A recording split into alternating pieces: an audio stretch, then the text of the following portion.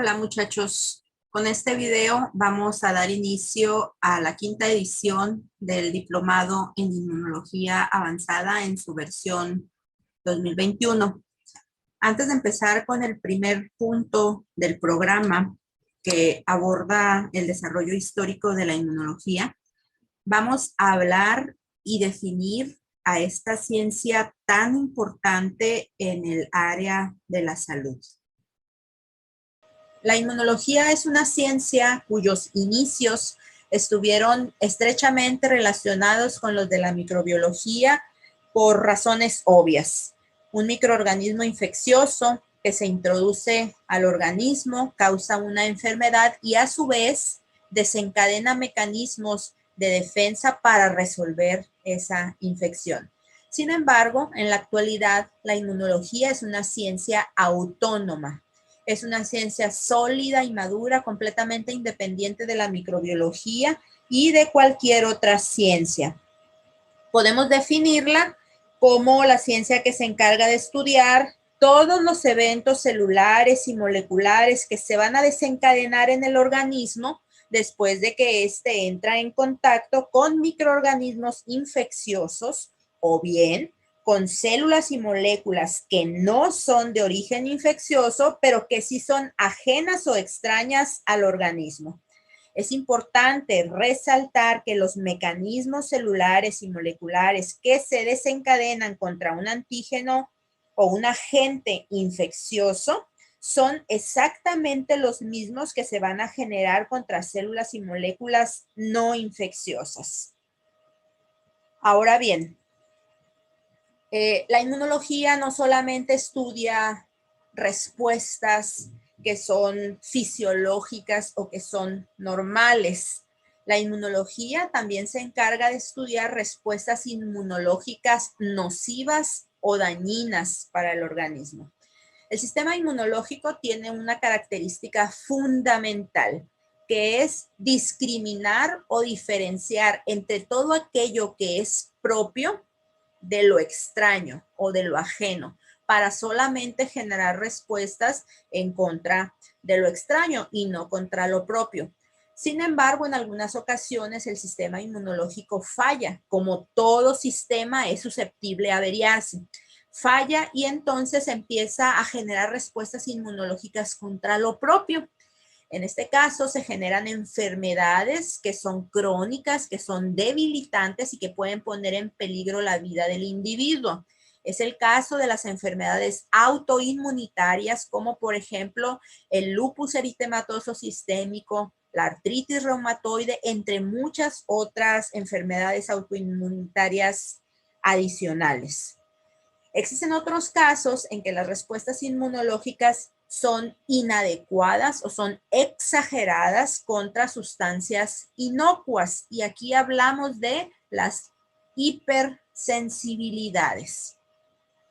En otras ocasiones, algunos componentes del sistema inmunológico están defectuosos y entonces el individuo se torna altamente susceptible a las infecciones porque su sistema inmunológico no se encuentra al 100. Hay algunos componentes que están alterados o que están dañados. Y aquí hablamos de inmunodeficiencias.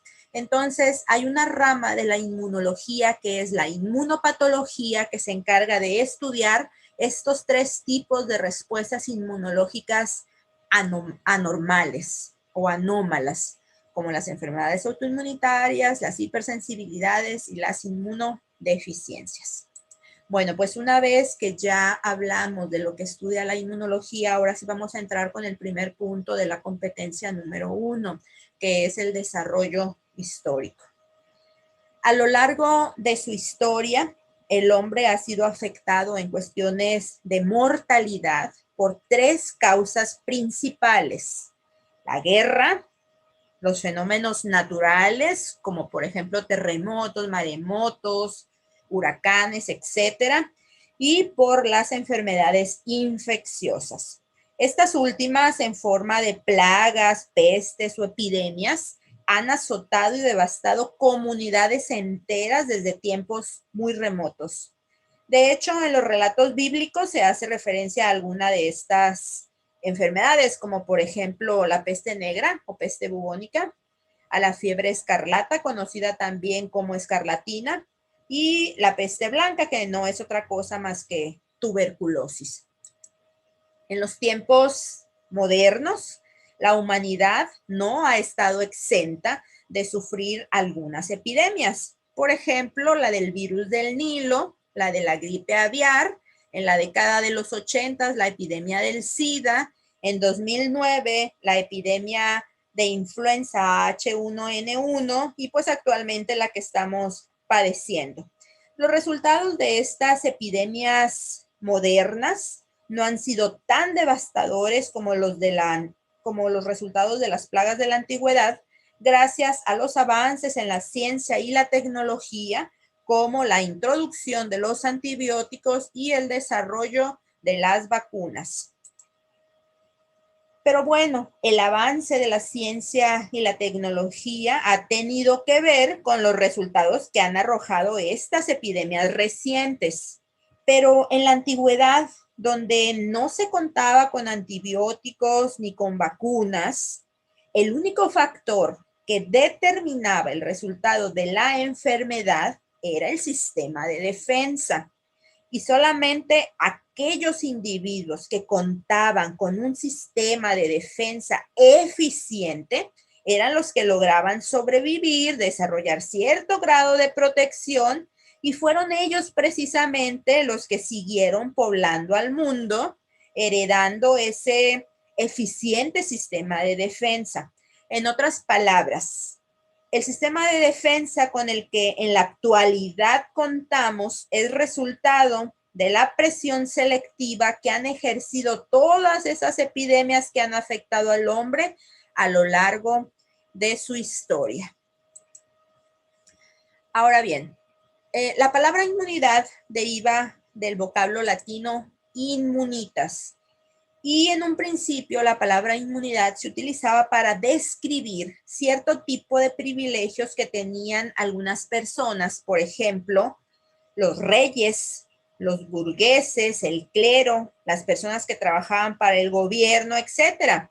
Estas personas podían dejar de cumplir con ciertas obligaciones cívicas y legales, como por ejemplo el pago de los impuestos, en el caso de los varones, la realización del servicio militar, o bien eran inmunes a evadir la acción de la justicia cuando cometían algún ilícito. Algo similar a lo que ocurre en nuestros días con la mentada inmunidad diplomática, ¿no? Pero eso es otro tema. La primera mención de inmunidad frente a una infección se le atribuye a un médico griego llamado Tucídides. Tucídides por primera vez describió y registró de manera oficial una plaga.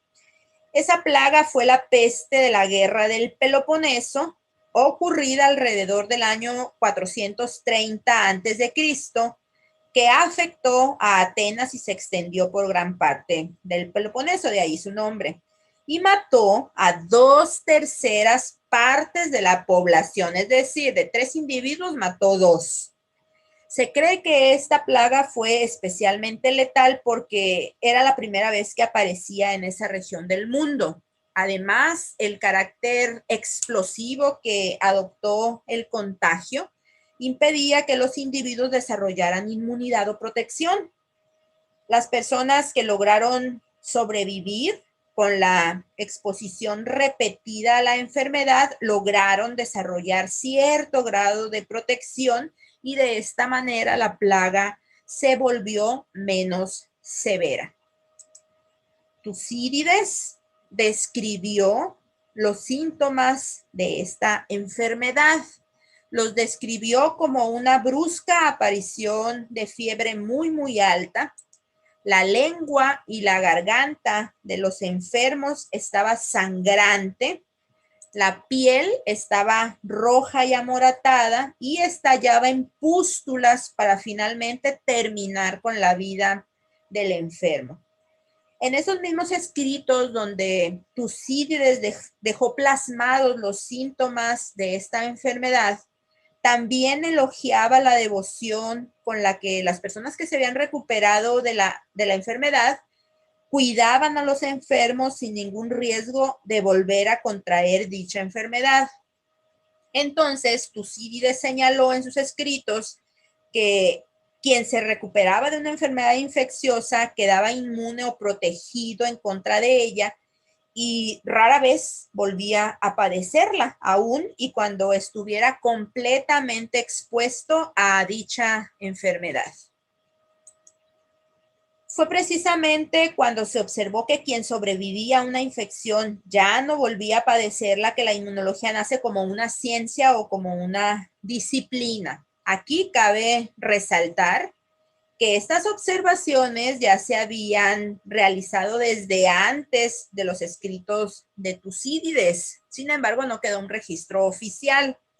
Algunos pueblos de la antigüedad, como los chinos, los turcos y los persas, se percataron que los individuos que enfermaban de viruela y lograban recuperarse ya no volvían a contraerla, aunque estuvieran en contacto directo con los enfermos. Pero pues como les comenté, no quedó un registro oficial de las observaciones de estos pueblos de la antigüedad. Por eso los historiadores le atribuyen a Tucídides la primera mención de inmunidad frente a una infección. Y fíjense que de hecho los chinos fueron los primeros, basados en esas observaciones, de tratar de inducir un estado de protección contra la viruela en las personas sanas. Lo que hacían era tomar costras de los individuos que sufrían algún caso no tan severo de viruela, las machacaban y se las daban a inhalar o bien se las inoculaban a los individuos sanos. Las personas que eran tratadas de esta manera podían enfermar de viruela o bien podían contraer otras enfermedades como sífilis o lepra, pero eso no importaba porque a cambio quedaban protegidos contra una enfermedad que era mucho más grave y potencialmente mortal en aquella época, que era la viruela. Bueno, pues esa forma de protección de los turcos llegó a oídos de esta señora, Lady Mary Montagu, quien era esposa del embajador inglés en Turquía. Y ella, convencida de las bondades de esa técnica, inoculó a uno de sus hijos. Tiempo más tarde inoculó al segundo de sus hijos y ellos no contrajeron nunca la viruela. Cuando el esposo de Lady Mary Montagu termina el cargo en Turquía, pues ellos regresan a Inglaterra. Y Lady Mary Montagu introduce ese método a Inglaterra y desde ahí ese método se extiende por toda Europa. A este método se le denominó método de la variolización y pues este método era riesgoso porque ya sabemos que las personas podían llegar a contraer la viruela o alguna otra enfermedad y estaba basado únicamente en la observación. El surgimiento de la inmunología como una ciencia experimental se le atribuye a un médico inglés llamado Edward Jenner. Él, a finales del siglo XVIII, hizo algunas observaciones muy importantes para su época que llevaron a quizá el triunfo más grande en la medicina moderna, que fue la erradicación de la viruela. Bueno, pues en esa época ya se sabía que la viruela era una enfermedad muy grave y frecuentemente mortal. La viruela afectaba sobre todo a los niños, afectaba sobre todo a la población infantil y le ocasionaba graves lesiones pustulosas, tanto cutáneas como sistémicas. Cuando el individuo sobrevivía a la enfermedad, esta le dejaba cicatrices que eran deformantes y permanentes, pero como les digo, con mucha frecuencia la enfermedad causaba la muerte. La primera observación que hizo Jenner fue que había una enfermedad en las vacas similar a la viruela humana, y esta viruela vacunal se le denominaba vaccinia, y la vaccinia ocasionaba en las vacas lesiones pustulosas, sobre todo en las zonas carentes de pelo como las ubres. Las personas que entraban en contacto con estas pústulas llegaban a infectarse de vaccinia. Por ejemplo, ¿quiénes? Por ejemplo, los ordeñadores al recolectar la leche de estas vacas infectadas. Jenner también observó que los ordeñadores infectados con vaccinia desarrollaban pústulas limitadas a las manos. Estas pústulas sanaban rápida y espontáneamente, dejando cicatrices apenas perceptibles. La observación más importante fue que las personas que habían padecido vaccinia eran altamente resistentes a la viruela humana y de hecho eran muy solicitadas en las casas y en los hospitales para cuidar enfermos de viruela sin ningún riesgo de volver a contraer la temida enfermedad de aquella época. Con estos conocimientos, entre 1796 y 1798, Jenner inicia la inoculación de humanos utilizando material procedente de la vaccinia. Según la historia, el primer ser humano inoculado de esta manera fue un niño de 8 años llamado James Phipps. Este niño fue inoculado con el fluido procedente de las pústulas de una ordeñadora con vaccinia de nombre Sara Nelmes. Semanas después, el niño fue retado, pero ahora con material procedente de la viruela humana y fue completamente resistente. El método de Jenner había sido un éxito. Entonces, muy pronto, pero de manera gradual, los médicos de toda Europa adoptaron el método de Jenner y el número de casos disminuyó drásticamente. Pero como todo en la vida, pues no faltaron los detractores que aseguraban que este método sería un fracaso, que los riesgos superaban a los beneficios y llegaron a mencionar que las personas inoculadas con el material procedente de la vaccinia iban a desarrollar características propias de la especie bovina, tal como lo muestra esta caricatura del siglo XVIII. Nada más alejado de la realidad, pues el método de Jenner, que desplazó a la inoculación que utilizaba material de la viruela humana, fue muy eficaz. No presentó complicaciones y se siguió utilizando por muchos años. De hecho, se necesitaron casi 200 años para que la vacunación contra la viruela fuera universal, hasta que en 1977 se presentó el último caso en Somalia, en África, y 3 años después, en 1980, la Organización Mundial de la Salud la declaró erradicada. Y bueno, a pesar de lo exitoso del método de Jenner, tuvieron que pasar casi 100 años para que fuera aplicado a otra enfermedad.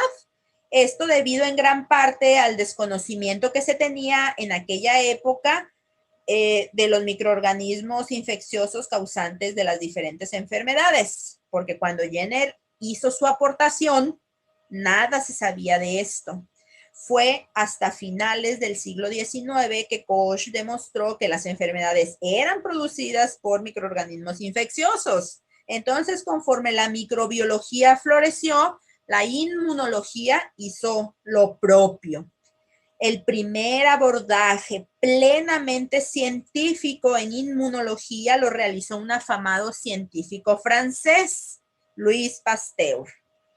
Él, entre 1880 y 1885, encontró la manera de disminuir la virulencia de los microorganismos infecciosos, procedimiento conocido como atenuación, la cual ha sido la base de muchísimas vacunas. Pasteur es considerado padre de la inmunología gracias a las contribuciones tan importantes que realizó en este campo. Entre otras, desarrolló la vacuna contra el cólera de las aves, contra el anthrax y contra la rabia, empleando a los microorganismos causantes de estas enfermedades debilitados o atenuados de diferentes maneras para poder inducir una protección contra retos posteriores. Pasteur se encontraba buscando la manera de proteger a los animales de importancia económica como las aves o las reses de las enfermedades, cuando la casualidad, combinada con su perspicaz observación, lo llevó a su primer descubrimiento importante, que fue la atenuación de la bacteria causante del cólera de las aves y obviamente el consecuente desarrollo de la vacuna contra esta enfermedad. Pasteur cultivaba en medio líquido a la bacteria causante del cólera. Tomaba una alícuota de ese cultivo líquido de la bacteria, se lo inyectaba a las aves y pocas horas después estas aves se enfermaban y morían. Cuenta la historia que la primera casualidad viene cuando Pasteur y su equipo de trabajo salen de vacaciones, dejando un medio de cultivo con la bacteria olvidado. Al regresar al laboratorio, Pasteur se percata de este olvido y su curiosidad lo llevó a tomar una alícuota de ese medio de cultivo envejecido e inocularlo en unas aves y observar qué era lo que pasaba, y pues lo hizo y no pasó nada. Las aves no se enfermaron ni tampoco se murieron. Era posible pensar que la bacteria ya estaba muerta. ¿Por qué? Porque los nutrientes del medio que la bacteria necesita para estarse replicando y para poder sobrevivir, pues ya estaban agotados con el paso del tiempo. Pues bueno, la segunda casualidad que menciona la historia es que el abastecimiento de aves en el laboratorio de Pasteur pues era limitado, tenía poquitas aves. Así que cuando prepararon medio de cultivo nuevo con la bacteria virulenta, inocularon, entre otras aves, a esas mismas gallinas que habían recibido la bacteria del cultivo envejecido. Todas las aves, con excepción de esas que habían recibido el cultivo bacteriano envejecido, todas murieron, excepto esas. Entonces, con esto Pasteur demostró que inyectando una alícuota de un cultivo envejecido, es decir, inyectando a la bacteria causante del cólera debilitada o atenuada, era posible producir una versión disminuida de la enfermedad e inducir inmunidad o protección contra un reto posterior con la bacteria virulenta. Y para quienes dijeron que estos descubrimientos de Pasteur habían sido fortuitos, su respuesta: en el campo de la observación, la suerte o la fortuna favorece solamente a las mentes preparadas, y evidentemente la mente de Pasteur estaba más que preparada. Y como para que no quedara duda y callar más bocas, Pasteur extendió estos conocimientos a otras dos enfermedades y desarrolló las vacunas contra la rabia y contra el anthrax. Uno de los experimentos públicos más famosos de Pasteur fue la protección contra el anthrax, que fue realizado en una granja a las afueras de París frente a un jurado conformado por importantes personalidades científicas y del gobierno. En este caso, el bacilo causante del anthrax fue atenuado por calentamiento, es decir, la bacteria fue cultivada en lugar de a 37 grados centígrados a 42 grados centígrados. Entonces lo que hizo Pasteur fue formar dos grupos de animales formados por ovejas, cabras y reses, y a uno de esos grupos le inyectó placebo. Al otro grupo, que era el grupo problema, le inyectó el bacilo cultivado a 42 grados, es decir, el bacilo debilitado o atenuado. Una vez que realizó la inoculación, dejó a los dos grupos de animales bajo resguardo, se retiró y a las semanas regresó con el bacilo cultivado a 37 grados centígrados, es decir, con el bacilo virulento.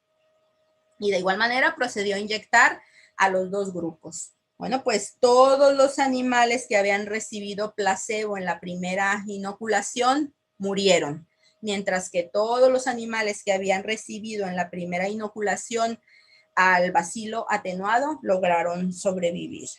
De esta manera, Pasteur demostró la eficiencia de su vacuna contra el anthrax.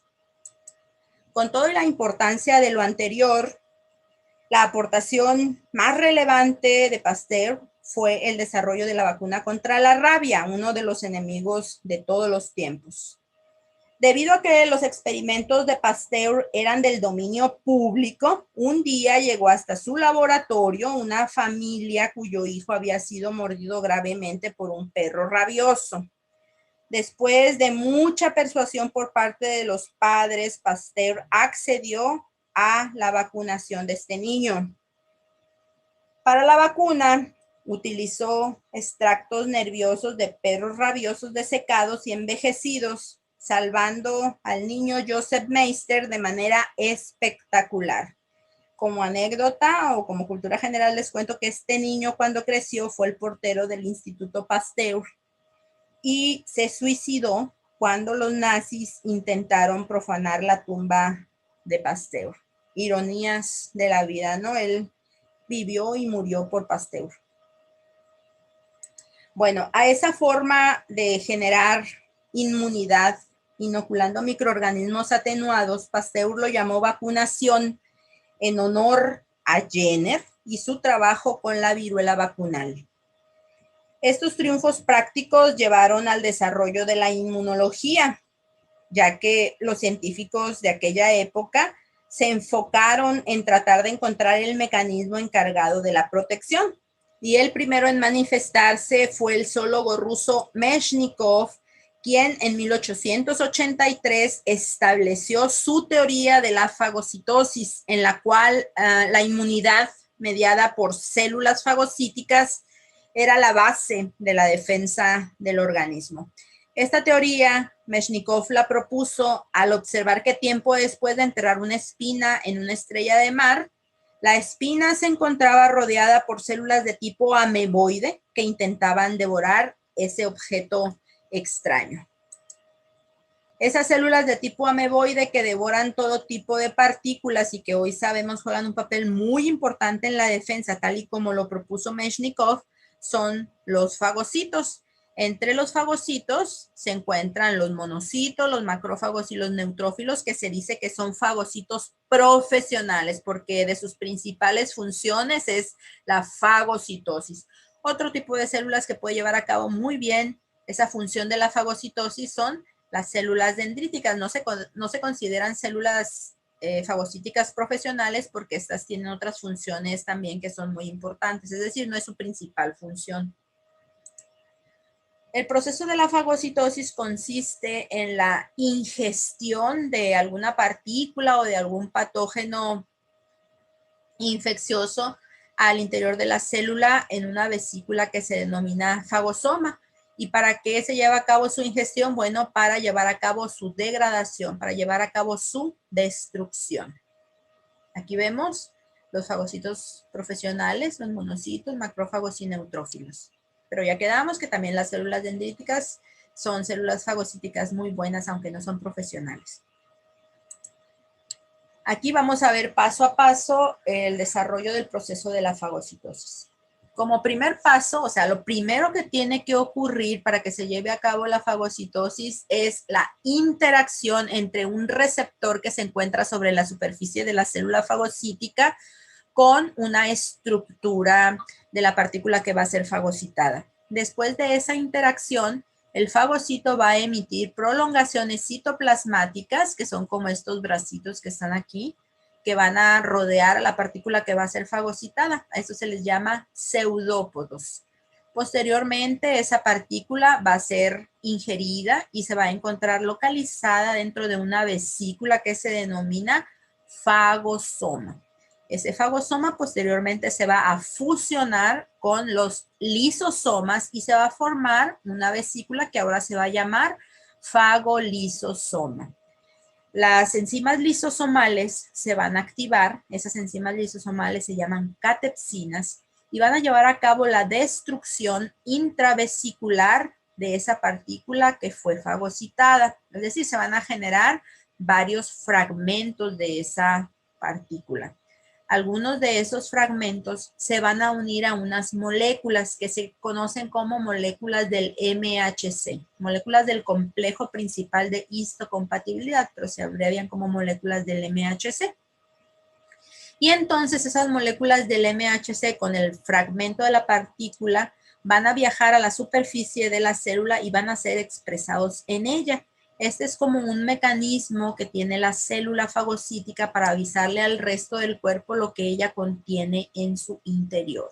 El resto de los fragmentos de la partícula fagocitada van a ser exocitados para ser eliminados del organismo.